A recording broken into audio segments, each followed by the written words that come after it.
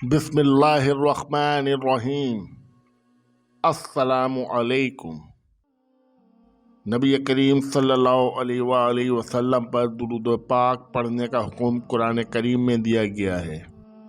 سورہ احزاب میں اللہ تعالیٰ نے صلاۃ کی نسبت اولاً اپنی طرف فرمائی ہے، اس کے بعد اپنی نورانی مخلوق فرشتوں کی طرف، پھر اہل ایمان کو حکم فرمایا کہ اے مومنو تم بھی درود بھیجو۔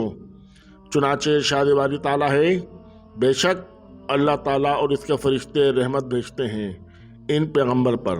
اے ایمان والو تم بھی آپ پر رحمت بھیجا کرو اور خوب سلام بھیجا کرو۔ بیان القرآن۔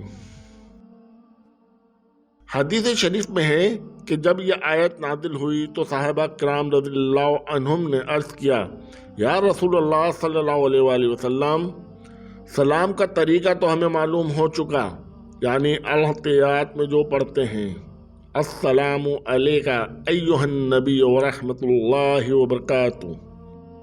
صلاۃ کا طریقہ بھی ارشاد فرما دیجئے۔ تو آپ صلی اللہ علیہ وآلہ وسلم نے درود ابراہیمی سکھایا۔ درود پاک پڑھنا اہل ایمان پر نبی کریم صلی اللہ علیہ وآلہ وسلم کا حق ہے۔ چنانچہ بالغ ہونے کے بعد پوری زندگی میں کم از کم ایک بار درود پڑھنا ہر مسلمان پر فرض ہے، اور اس میں کسی کے اختلاف نہیں۔ قرطبی۔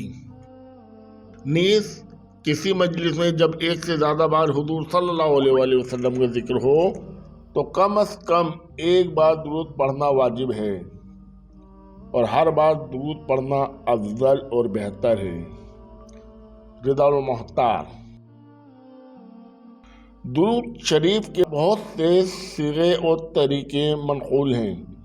علماء نے اس موضوع پر مستقل کتب لکھی ہیں، البتہ ضروری نہیں کہ وہ تمام کلمات آل حضرت صلی اللہ علیہ وآلہ وسلم سے معینہ منقول ہوں، بلکہ کسی بھی درست مفہوم پر مشتمل کلمات سے درود پڑھ سکتے ہیں، اور اس سے حکم کی تعمیل اور درود سلام پڑھنے کا ثواب حاصل ہو جاتا ہے۔ مگر ظاہر ہے کہ جو الفاظ خود حضور صلی اللہ علیہ وآلہ وسلم سے منقول ہیں وہ زیادہ بابرکت و باعث اجر ہیں۔ معارف القرآن۔ البتہ ان میں درود ابراہیمی دوسرے درودوں کی بے نسبت افضل ترین کلمات پر مشتمل ہے، اور اس کے صیغے تمام درودوں سے زیادہ فضیلت رکھتے ہیں۔ رسول کریم صلی اللہ علیہ وآلہ وسلم نے نمازوں کے لیے اس درود کا انتخاب فرمایا ہے، لہذا نمازوں میں اور نماز کے باہر اس درود پاک کا ورد زیادہ افضل ہے۔ صحیح بخاری میں حضرت عبد الرحمن بن ابی لیلہ رحمۃ اللہ تعالی علیہ سے نقل کیا ہے کہ حضرت کعب بن اجرہ رضی اللہ تعالی عنہ سے میری ملاقات ہوئی۔ انہوں نے مجھ سے فرمایا کہ کیا میں تجھے ہدیہ دوں؟ پھر فرمایا، ایک دن حضور صلی اللہ علیہ وآلہ وسلم ہمارے پاس تشریف لائے۔ ہم نے عرض کیا، یا رسول اللہ صلی اللہ علیہ وآلہ وسلم، یہ تو ہمیں معلوم ہو گیا کہ آپ پر کن الفاظ میں سلام بھیجا کریں، لیکن آپ صلی اللہ علیہ وآلہ وسلم پر درود کس طرح بھیجا کریں؟ آپ صلی اللہ علیہ وآلہ وسلم نے ارشاد فرمایا، درود ابراہیم پڑھا کرو۔ صحیح بخاری۔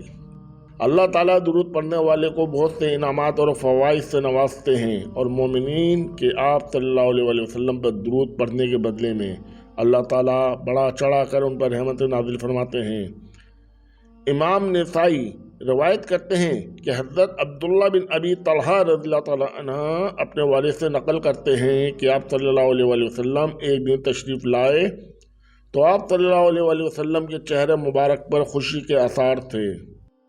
میں نے کہا، آج ہم آپ صلی اللہ علیہ وسلم کے چہرے پر خوشی کے آثار محسوس کر رہے ہیں۔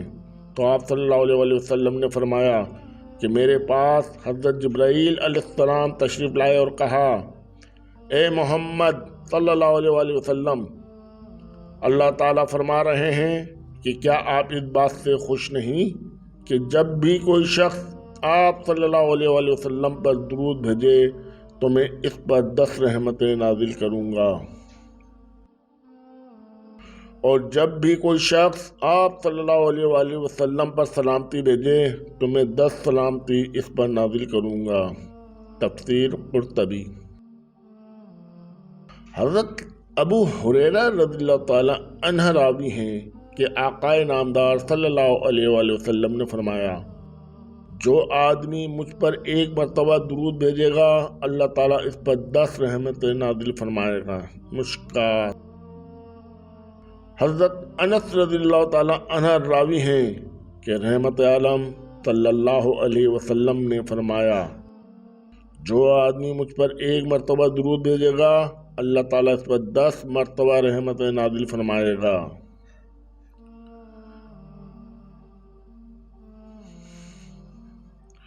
इसके 10 गुनाहों को माफ़ करेगा और तक़र्रुबुल अल्लाह के सिलसिले में इसके 10 दर्जे बुलंद करेगा। मुश्कात। हज़रत अब्दुल्ला इब्ने मसऊद रज़ियल्लाहु ताला अन्हु रावी हैं कि रहमत आलम सल्लल्लाहु अलैहि वसल्लम ने फरमाया, क़यामत के दिन लोगों में सबसे ज़्यादा मुझसे करीब वो लोग होंगे जो मुझ पर अक्सर दुरूद पढ़ने वाले हैं। जामिया तिर्मिज़ी। हज़रत अब्दुल्ला इब्ने मसऊद रज़ियल्लाहु ताला अन्हु रावी हैं कि रहमत आलम सल्लल्लाहु अलैहि वसल्लम ने फरमाया, अल्लाह ताला के बहुत से फरिश्ते जो ज़मीन पर सयाहत करने वाले हैं मेरी उम्मत का सलाम मेरे पास पहुँचाते हैं। इस रावी की तशरीह में अल्लामा कुतुबुद्दीन खान दहलवी मुज़ाहिर हक में लिखते हैं, इस हदीस का ताल्लुक इन लोगों से है जो रोज़ा कुद्दस से दूर रहते हैं और इन्हें रोज़ा मुक़द्दस पर हाज़िरी का शरफ हासिल नहीं होता। चुनाचे ऐसे लोग जब रसूलुल्लाह सल्लल्लाहु अलैहि वसल्लम पर कलील या कसीर तादाद में सलाम भेजते हैं तो फरिश्ते इनका सलाम बारगाह नबूवत में बेइज्जत अक़ीदत व एहतराम पेश करते हैं। अलबत्ता वह ज़ात जिन्हें अल्लाह ताला ने अपने महबूब सल्लल्लाहु अलैहि वसल्लम के रोज़ा मुक़द्दस पर हाज़िरी की सआदत से नवाज रखा है,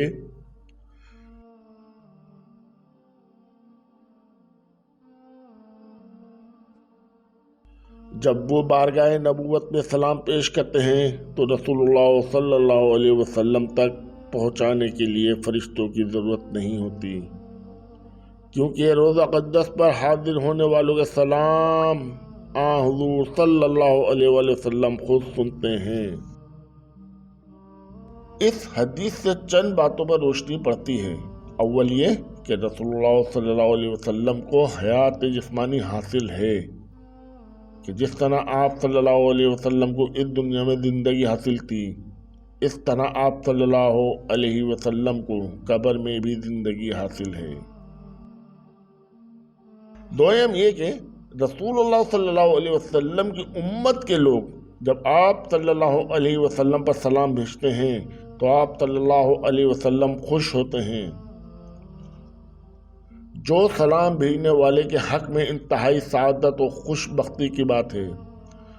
सोम ये कि जब फरिश्ते किसी उम्मती का सलाम बारगाह नबूवत में पेश करते हैं तो इसका मतलब ये होता है कि सलाम कबूलियत के दर्जे को पहुंच गया है।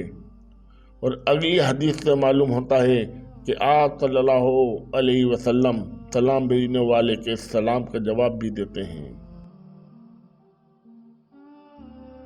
नीज़ एक रवायत में मज़कूर है कि जब फरिश्ते सलाम लेकर बारगाह नबूवत में हाजिर होते हैं तो सलाम भेजने वाले का नाम भी लेते हैं। हज़रत अब्दुल्लाह बिन उमर रज़ियल्लाहु अन्हु ने फरमाया, जो शख्स नबी सल्लल्लाहु अलैहि वसल्लम पर एक मरतबा दुरूद भेजेगा अल्लाह ताला उसके फरिश्ते इस पर 70 रहमतें भेजेंगे।